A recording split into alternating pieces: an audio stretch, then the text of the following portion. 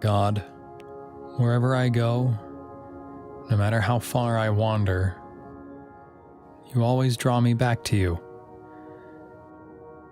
You made me to experience life with you, life in all its fullness.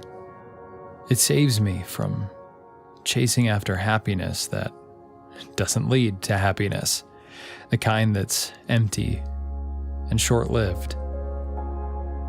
Help me to follow you, be shaped by you, and to narrow my heart's focus on what you say brings joy. Help me find the strength and clarity to experience your abundant life. And through your power, surrender any empty joys that are hard to give up, so that I may see you and what you see, life in all its fullness.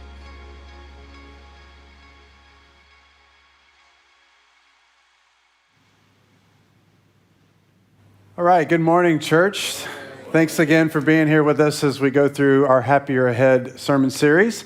I'm Tim. I'm one of the pastors here at the church, but I wasn't always a pastor because in my former life, right out of university, I was a banker. I worked at a bank as a loan officer at a small community bank. Now, it was kind of a miracle that I actually got that job because I had no experience and my major in university had nothing to do with banking, but my boss took a chance on me. I had to borrow a suit to go to the interview and he hired me. And so when I got hired, he told me, he said, "Tim, I hired you because you're what's called a tabula rasa. You're a blank slate. You don't know anything." And so because I didn't know anything, he could train me to know what I needed to know for that particular bank and not have to unlearn any bad habits. So it actually worked out pretty well. But to train me, he decided to put me through an extensive 4-month training where I did basically every job in the bank. I started off as a teller, working with customers, doing transactions. I went on to be a customer service representative, opening up checking and savings accounts. I went to the bookkeeping department, ran all the debits and credits and checks and all those things.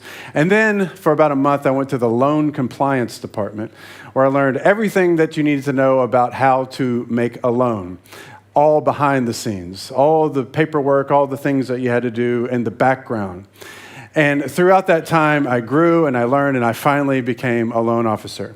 And after I became a loan officer, my boss was telling me, he said, the reason I put you through all of that is so that when you write a loan and you send off that paperwork, you know exactly what's happening whenever it goes off to the corporate office. You know exactly all of the details that this thing has to go through in order for this loan to happen. But not only that, I got to know everybody in the bank. I got to meet all of these coworkers and get to know them right off the bat for the first 4 months. And I made friends. And so as I wrote these loans and sent them off to someone else's desk, that was a friend I was sending it to, not just some faceless person. So I made sure I did a good job so it would make their job a little bit easier. And I knew how much work went into it, so I tried to give them the best that I could so it would make their life a little bit easier. So that whole experience taught me a pretty valuable lesson. And the lesson was how to walk in someone else's shoes, what it feels like to be someone else for a day or a week or something like that. Not that that will solve every single problem in the world, but it gave me an idea of the power of empathy, to know what it's like to be someone else and to go what they're going through and to understand their world just a little bit, which helped me to grow. Now, if we think about the most important thing to us in our life, the most important thing that we value, the thing that makes us the happiest in our life, besides our relationship with God, the thing that makes us happiest is not a thing. It's not a car or a watch or any kind of material item. It's people. It's our friends. It's our family. It's the people that we're connected with. And so as we grow in our emotional connection with one another, as we grow in our empathy, it deepens those bonds. And so that valuable thing that we have in our life can help even make us more happy and make other people more happy as we continue to grow. But the challenge is that it's not innate inside of us. It doesn't necessarily come naturally to us. And there's a lot of study on this, on how to grow in our empathy, how to grow in our emotional intelligence. Paul Ekman, who's a psychologist who started his research in the 1950s on studying people's faces and seeing how nonverbal cues play into our emotions and how we can read these certain emotions. He's influenced a lot of things over our history. But he says this, he says, it's our responsibility to learn to become emotionally intelligent. These are skills. They're not easy. Nature didn't give them to us. We have to learn them. We have to learn how to grow in this intelligence, in this empathy. The problem is sometimes we struggle with a lack of empathy.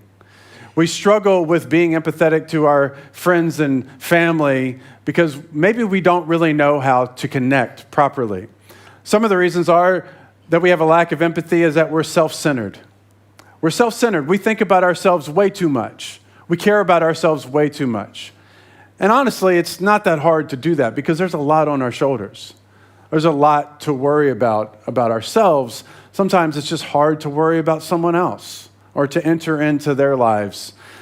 Sometimes we minimize other people's problems. Somebody has a problem and we think, oh, that's nothing. You're worried about that?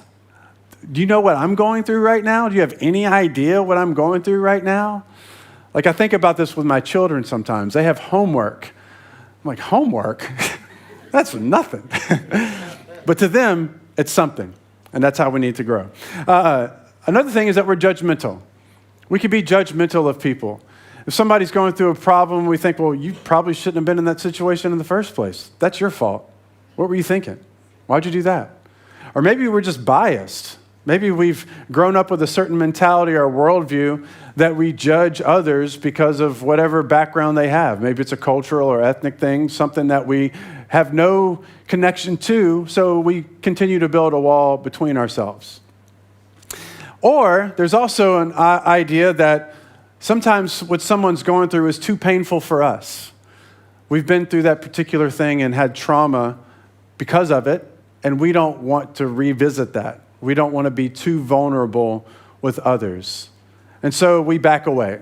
We have a little bit of a lack of empathy. And this is something that we need to grow on. We need to work on. Because if we think about it, we've really been in a lot of situations in our own lives that other people have gone through. There was a newspaper columnist named Lloyd Shearer. In 1973, he wrote a bunch of New Year's resolutions at the end of the year. And some of these resolutions stayed with the public mind, and it got reprinted over and over and over. But this was one that kind of stuck out. It says, this resolution was, resolve to be tender with the young, compassionate with the aged, sympathetic to with the striving, intolerant of the weak and the wrong. Sometime in life, you will have been all of these, which is so true. We've been young. We need to be compassionate with those. We've been wrong. We've been weak. We've had all kinds of struggles. Sometimes when I'm around a bunch of rowdy teenagers and they're really loud, I just stop and I think, you were that same guy. You were the exact same person. You did the exact same thing. So stop being grumpy. Calm down.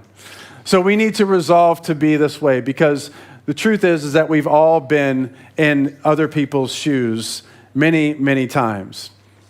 But we tend to look over the fence and say, well, that's somebody else.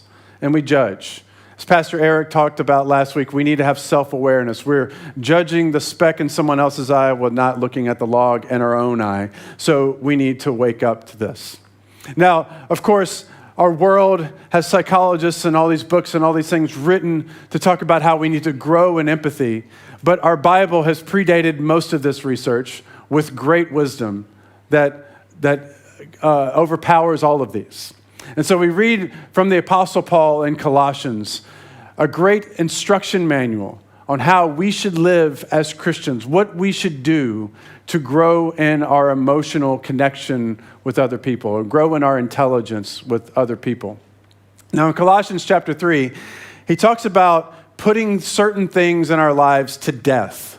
Certain things that we do in our life, we need to put those things to death, like immorality, or malice, or anger, or wrath, or lying, or judgment or all these sorts of things. We need to put those things, those evil, bad things, to death. And then he says we should put on some other things, some things that we should do, meaning we need to grow in these. They don't come naturally. We need to put them on. He says this, put on then, as God's chosen ones, holy and beloved, compassionate hearts, kindness, humility, meekness, and patience, bearing with one another, and if one has a complaint against another, forgiving each other, as the Lord has forgiven you, so you also must forgive. So he starts off by saying that we are holy and beloved. We are God's chosen ones. And this word holy means to be set apart, meaning that we're different from this world. So what we put on should somewhat look countercultural. Even though these are good things, we should stand out because of these good things, having a compassionate heart. We should stand out from the world because we do these things. We've put these things on. And he says, above all these, put on love, which binds everything together in perfect harmony. So if we continue to have this compassion and love one another, we will live in perfect harmony. So we're called to put on compassionate hearts. And he gives these other traits that go along with it. Kindness, which is to actively care for someone, to be kind with people around you. We're supposed to put to death wrath and anger, but we're supposed to put on kindness and be kind to people around us, even maybe when we don't want to be. To be humble, to have humility in our life, to think soberly about ourselves, and to not think that we're above anyone, that we're not better than anyone, and we're not really below anyone. We should think of ourselves with sober judgment and value others. We should think of others before ourselves, as we're told. Meekness. This is not being weak or being trampled on, but having self-control in certain situations. That if something is becoming hard or if we're getting steamrolled by someone, that we maintain our self-control. And then we stay tempered in our responses. And then patience, to endure certain challenges, to endure certain hard times without frustration. That we're patient through all of the tough times in life. And this is the thing these are the things that we need to work on, to have these compassionate hearts. Again, this doesn't come naturally, but we have to keep working on them. But then he says this, which I love, and this is something I think we should all focus on, is bearing with one another. Bearing with one another. And I love that phrase because we're told elsewhere to carry each other's burdens, that we should hold each other's burdens, that we should bear with one another. There's going to be good times, there's going to be bad times. And the good times are easy to celebrate. It's easy to be with someone when they're going through good times. It's more of a challenge to be with someone when they're going through hard times. How to be there for someone, to bear with them, to be empathetic, to show compassion to our friends whenever they're going through a struggle. And then he says, forgive because you've been forgiven. Don't forget that you've been in the shoes of someone who has been shamed or feels guilt or has sinned. We have all been there. We have all been in that person's shoes. So don't ever forget. God forgave you, so you forgive others, is what we're called to do. So if anyone does anything in your life that is sinful or mean or rude, don't forget you've done the same thing. We've all been there. And so we need to resolve to be compassionate with those people. We need to resolve to grow in that area. Daniel Goleman, another psychologist who helped popularize the idea of emotional intelligence and EQ to help people grow in their emotional intelligence. He has this book, it's called Social Intelligence, and he has this quote. He says, self-absorption in all of its forms kills empathy, let alone compassion. When we focus on ourselves, our world contracts as our problems and preoccupations loom large. So when we think just about ourselves, our world gets smaller. He says, but when we focus on others, our world expands. Our own problems drift to the periphery of the mind and so seem smaller. And we increase our capacity for connection, or compassionate action. So when we expand our horizons, when we expand our world, then our problem seems smaller and we connect with people even better. We have a way to have compassion with one another. When we get to know people and we learn who they are and we dig into their lives and connect with them in that way. So I want to share a little story about this lady right here. I don't know much about her. Really, the only thing I know is this little quote right here. But this is the Green Lady. Her name is the Green Lady. Not really. That's not really her name. But this was posted on a Facebook page called Humans of New York back in 2011. And the guy, Brandon Stanton, who started this page, wanted to go out and take portraits of people in New York City, just their photo. And he committed to take 10,000 photos, and he wanted to post them every single day. And he started off, and he'd asked permission if he could take their photo and if he could post it on social media, and they all said yes. So he started off with just the photos. He was just taking pictures of candid snapshots of people. Well, one day, this day, December 12th, 2011, he decided to post the Green Lady and tell a little story about her. And he asked her, he says, "So do you do a different color every day?" She said, "No, I used to go through different stages, but then I found I was happiest when I was green, so I've been green for 15 years. She wears the same color every single day. Now, this post is what made this page go viral. The page exploded because of this. Why? Because you got to know her a little bit better. You got to find out who she was. And that was a clue to Brandon to start writing more about these people that he's taking photos of, and that's what he does now. Every photo has a little story that goes along with it, and the page is up to 17 million followers. He's written books about this. He's taken portraits, and he's gone around the world to other cities and done the same thing. Finding many people of different cultures and taking photos and writing a little story about them. And he says what he found is that what the media tells us about different countries, about crime or political situations, is not what anybody's thinking about on a day-to-day basis. He says people are really concerned about their families, their kids, their struggles, their finances, regular day-to-day stuff that every single one of us think. You could go to any country, any culture, and find similarities between what we go through and what they go through. But yet, our world gets stereotyped and we become more judgmental because of what we read in the news and we think certain things. You know, I'm an American, and people tell me all the time, I don't want to send my kids to America because it's dangerous.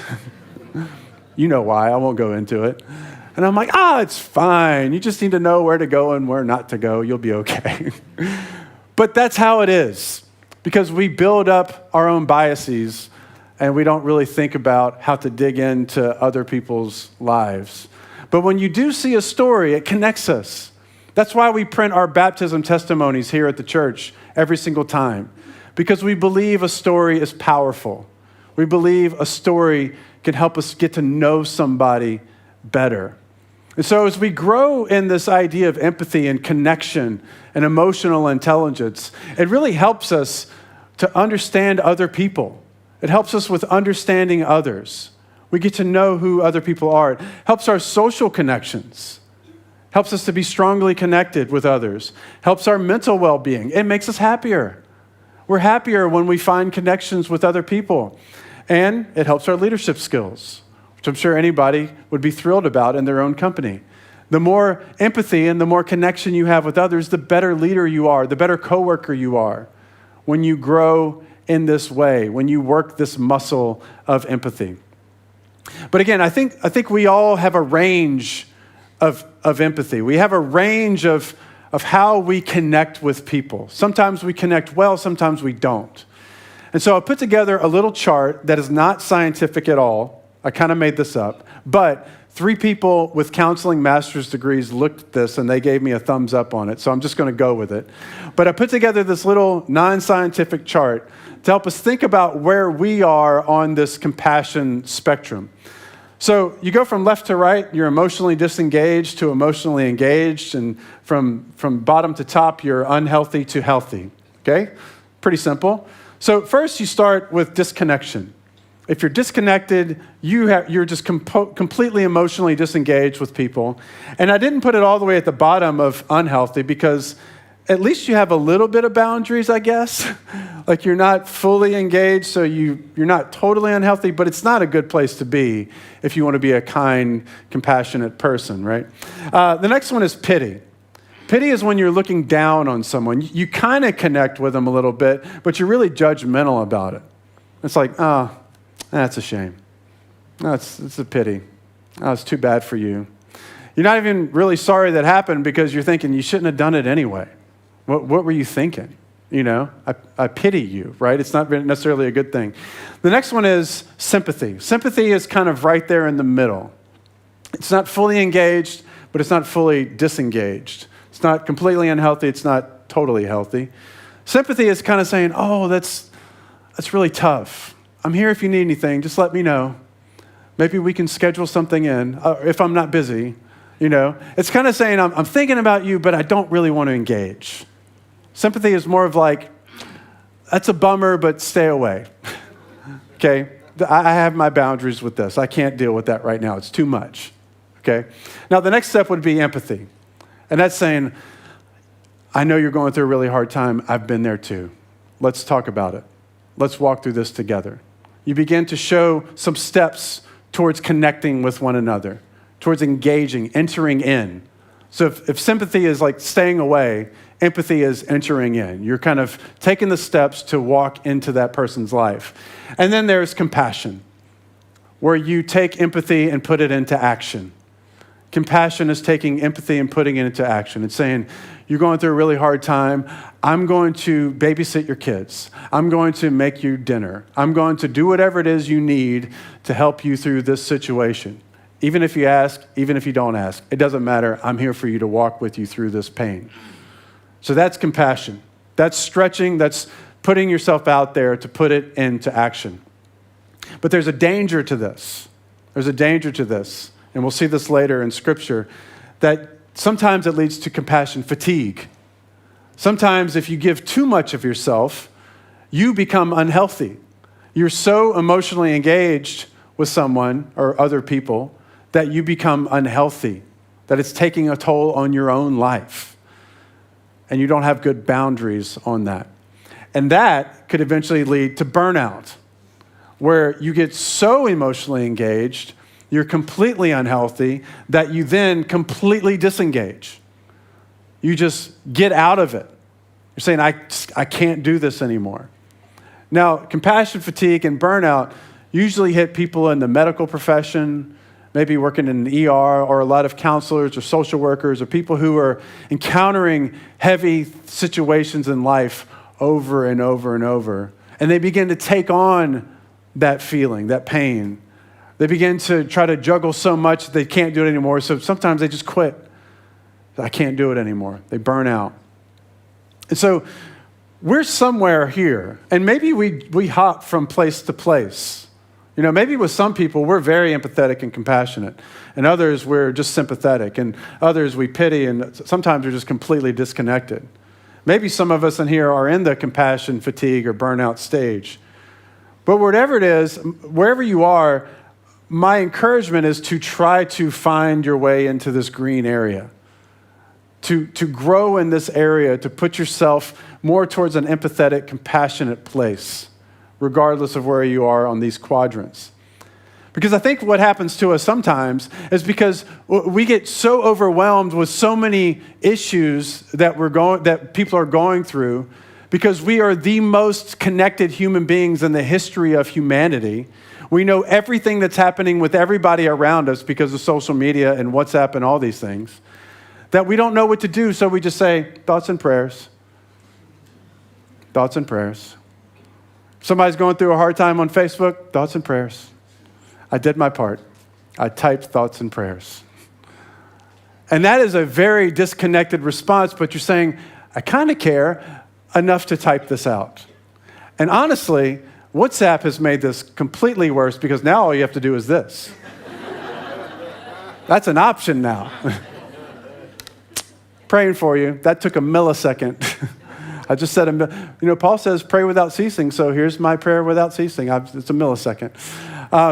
It's just not great. I remember when the Facebook like button was added back in the early 2010s. I remember when this happened, and you can ask some people around me, I hated it. I hated the Facebook like button, and I still hate it. I use it, but I hate it because I knew that it would bring disconnection to us, that you could just like something or heart something or pray something, but you wouldn't connect. You just do that and move on.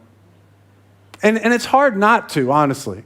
I'm not saying I don't do this. I did this week, and I apologize. I'm sorry. It's hard to because there's just so much. There's so much. So we have to choose. We have to figure out our boundaries and what to enter into and what to stay away from.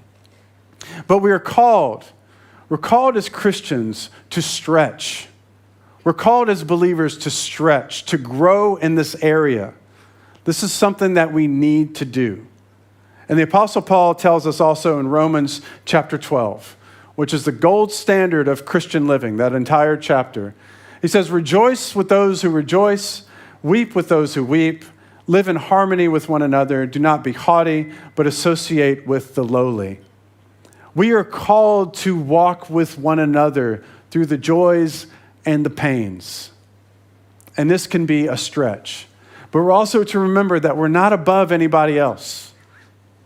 We can engage with everyone. Whatever someone's going through, we can walk with them, and we're called to walk with them. And Jesus gives us the perfect model of this. And I want to just highlight two instances, two of his miracles where we see Jesus doing exactly this and doing it the exact right way. So when Lazarus had died, his friend Lazarus had died, Jesus went to the place where he was buried, and he was met by Martha and Mary, who were weeping and sad and crying. And they're asking, where were you, Lord? You could have prevented this. And Jesus sees them. And it says when he saw her weeping, and the Jews who had come with her also weeping, he was deeply moved in his spirit and greatly troubled. And I love that it points out that Jesus saw this. He read their emotions. He saw their faces. He saw their weeping. And that moved him. That moved him. That actually troubled his spirit. Now, he was sad that Lazarus had died, but he knew what he was about to do. He was going to resurrect him. But because he shared this empathy with the people around him, he could weep with them, just like we're called to weep. And he said, where have you laid him? They said to him, Lord, come and see. Jesus wept. So the Jews said, see how he loved him. Jesus wept with those who were weeping, just like we're called to do. He entered into that pain with them. He knows how it feels for us too. When we have pain, when we have struggles, Jesus knows that feeling. And so he wept with those around him. He entered in. He empathized. And another instance, after John the Baptist had died, this was Jesus' cousin, and he was sad. And he went off in a place to pray, to be alone. But when other people had heard about the news as well, they followed him. The crowds followed him. And it says this, when he went ashore, he saw a great crowd, and he had compassion on them and healed their sick. So he had just gone off to pray alone, dealing with what he was going through. But then he sees these people, and they needed help. And so he had compassion on them and healed their sick. Now, this is where Jesus feeds the 5,000. So we can imagine there's around 5,000 people there, and this probably took a long time. And they were hungry, and they needed food, and they were fed with 5 loaves and 2 fish, another miracle. So he had compassion. He met their needs. He put empathy into action by showing compassion. He met their needs. And then after they ate, and he had dismissed the crowds, he went up on the mountain by himself to pray. Again, he stepped away. So he was in a rough spot. He sees this crowd. He gives everything to them. He heals their sick. He gives them food, shows compassion, and then he steps back again and goes back into his own solitude to go pray, which is something we also should do as well as we think about how to balance the compassion in our lives, how to balance compassion to those around us and not be too overwhelmed. And so what are some steps? What are some things we can do as we think about empathizing and growing in the power of empathy? The first is to be curious about people. To be curious. When you meet someone, ask them questions. If you don't know someone who's maybe a little different than you, ask them questions. Ask them questions and actively listen to them. You know, I think a lot of times with people, we read the headline about them, but we don't really read the article about them. If you read the news, you know the headline says one thing and the article expands it to help you get more understanding. Most times we just read articles. We're too busy. And so when we see a person, we make a snap judgment about them, and maybe we think there's something about them. Maybe it's our own stereotypes that we have in our head, our own biases. Maybe that's what it is. But if you take time to get to know someone, all of that can melt away. All of that changes. So my encouragement for us this week is to be curious about someone. Meet someone that maybe, you've never really fully met. Maybe it's a coworker. Maybe it's a friend. Maybe it's somebody, in your life in some other way. But just be curious and ask questions. And then build connections by growing in your emotional connection with one another, by growing in empathy with one another. Because the more you empathize, the more you put yourself in their shoes, the more you try to understand who they are, the better connected you will be. And the better bonds we will have with these friendships. And this will make us happier. This will help us to know that we're not alone and that we're connected with people. So build those connections and then balance compassion. Balance the compassion that you give. We are called to give. We should give. We should put our empathy into action. We should do that, but we can't do it at the expense of ourselves either. We need to know our limits. We need to know our boundaries as well. But we should do it. And so my encouragement for all of us, is to try to do these things, to try to push ourselves. Maybe we haven't done this well, or maybe we're working on this, but just to keep trying and keep striving, to be curious, to build connections, and to balance this compassion in our lives. Because as we've been talking about this sermon series, Jesus tells us in John 10:10 that the thief comes only to steal, kill, and destroy. I have come that they may have life and have it to the full.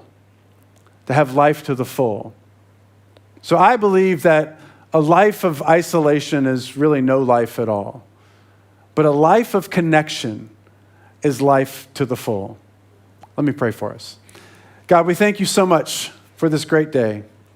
And I thank you that we get to talk about these things and read Scripture and understand what it is that you're calling us to do. And as we think about the words of Apostle Paul, that we are to put on compassionate hearts, kindness, humility, meekness, and patience. We are to put those traits on, that we are to build those in our lives. I pray that you give us the strength and the power to do that. And God, I pray we also remember to bear with one another, that we walk with one another, we live life with one another, the joys and the struggles. I pray that we can remember that. But God, I also pray that we always remember that you've forgiven us, so we should forgive others. We've been in everyone else's shoes in some point in our life. And I pray that as we know that, as we remember that we would be forgiving and gracious and merciful to those around us who may be struggling. So God, we thank you for this time together. I thank you for our church, our community, that we can continue to build these connections. And I pray all this in Jesus' name. Amen.